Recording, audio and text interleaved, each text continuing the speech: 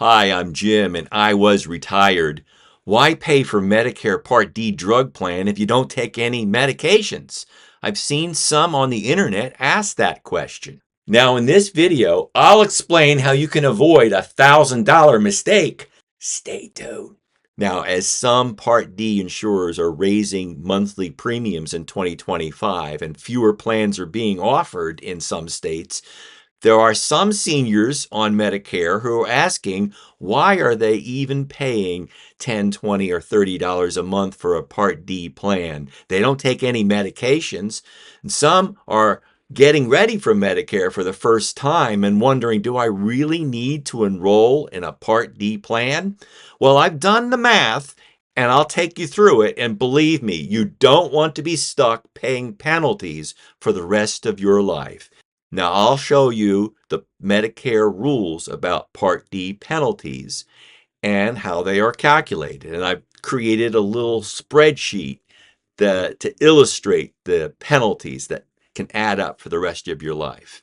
And stay tuned, and I'll show you a better strategy for shopping for the best Part D plan when you don't currently take any medications. Let's take a look at what the Medicare and You 2025 says about this penalty on Part D late enrollment. It says that the late enrollment penalty is a penalty that's permanently added to your Medicare drug coverage Part D premium. You may have to pay a late enrollment penalty if you enroll at any time after your initial enrollment period is over, and there's a period of 63 days or more in a row that you don't have Medicare drug coverage or other creditable prescription drug coverage. You'll generally have to pay the penalty for as long as you have Medicare drug coverage. So it's permanent. There are only 3 ways to avoid paying the penalty. One is to sign up for a Part D plan when you're first eligible to receive it. You could have it with an Advantage plan, or you do a standalone plan if you're going with original Medicare. Or if you're postponing original Medicare because you have creditable insurance for Part B, for instance, then you may also have creditable insurance for Part D. And you could have that and delay getting Part D without any penalties until you lose that coverage. So if you're working past 65, for instance, it's going to be very important this month to make sure your employer sends you a letter that says that you have creditable insurance. You need to keep a record of that to prove that you have creditable insurance.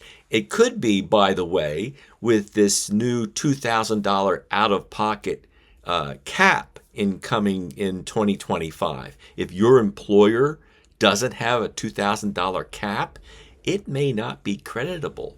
Watch out for that. They go into how you calculate the penalty, and they had this example of Mrs. Martinez. And I'm going to use actually all of this here over in my own spreadsheet. Now, I took that text and I pasted it here in my spreadsheet so I can use the numbers. So this is how Mrs. Martinez's penalty is actually calculated. They take the date her initial enrollment period ended, and that's this number here. And then I added 1 to it to get to this, the period that started when she did not have any coverage. And then the period that ended is the date she enrolled in a Part D plan. And so that gives us these 2 dates here, and I figured out a year frac of that, which equals 2.42 years. And if you divide for months, that's 29 months.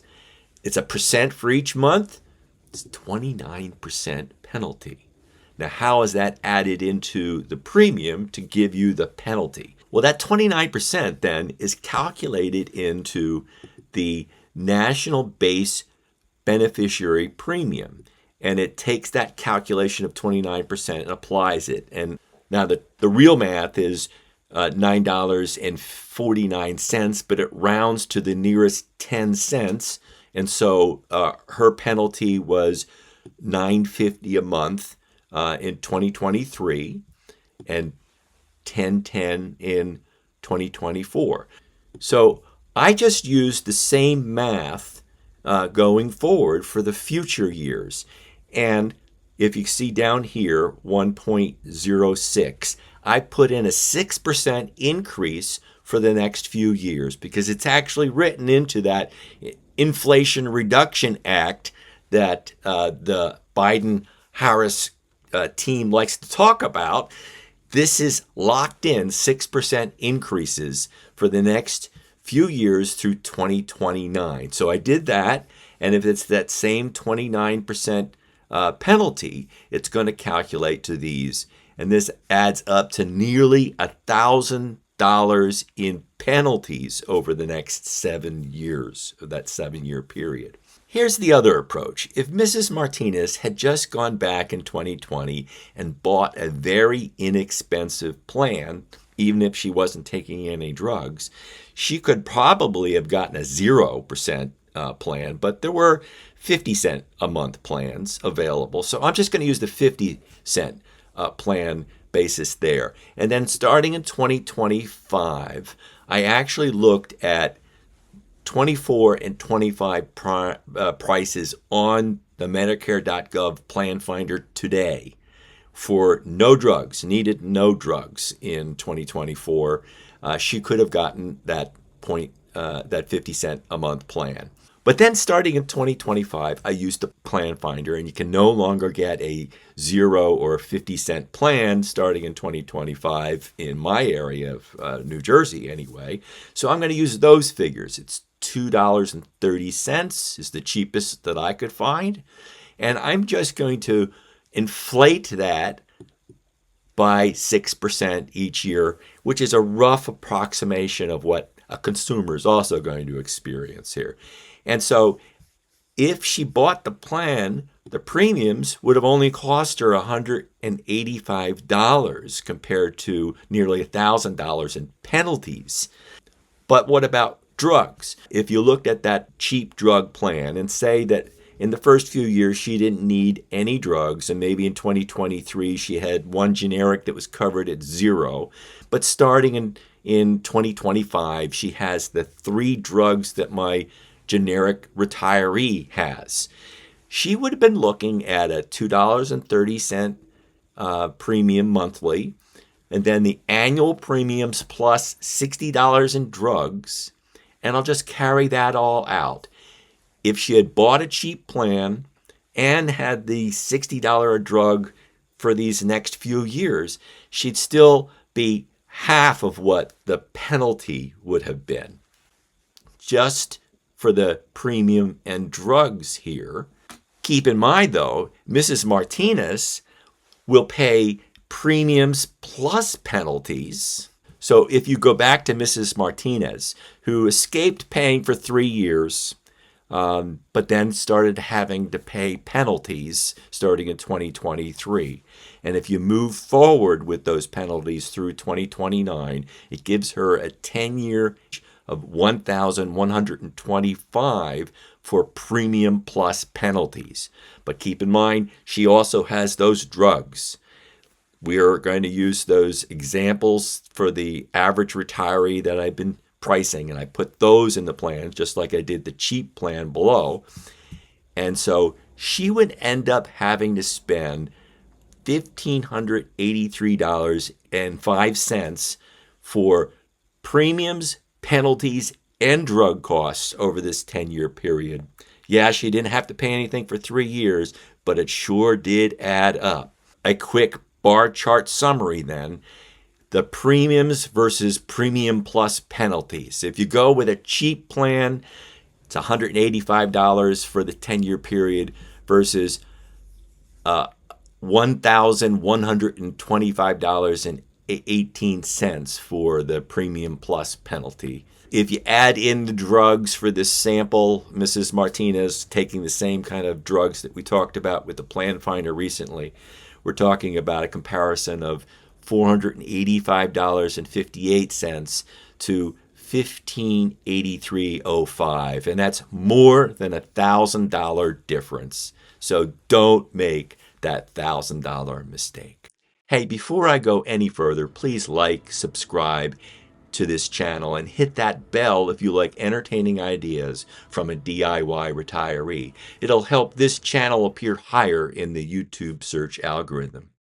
Now, I'll put a link to this article below, which is a current snapshot of the Medicare Part D prescription drug benefit just published by the Kaiser Family Foundation.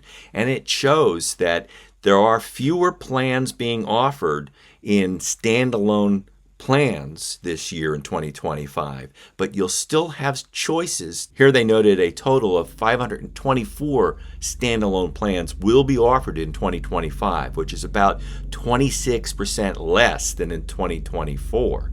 And the study noted that there are at least 12 prescription drug plans in every state. And some have as many as 18 available in their states. So here's a better approach. Go in and find your own plan, even if you're not taking drugs. So again, go in and search for 2025, and I'm going to go ahead. I'll come in here and search a zip code near me, and I'm searching for drug plans. And you don't get any extra help for drugs because you're not on drugs. And you want to see your drug cost. Just answer no if you're not currently taking any drugs, and move forward with a comparison. And you see this WellCare Value Script plan for $2.30 a month pops up. And again, you're not taking any drugs. Another approach that you might try is to also do this search, but throw in one generic to see what a cost would be at a retail pharmacy near you. Again, then select a retail pharmacy close to you for a good comparison. Even if you don't take drugs, you'll know in your pocket, you'll know what it will cost at the local retail store. I will conclude with my standard warning. I'm not a professional planner or a Medicare broker. I have no initials after my name. So take these as entertaining ideas from one educated consumer to another. Always do your own due diligence and seek out a professional if you need one.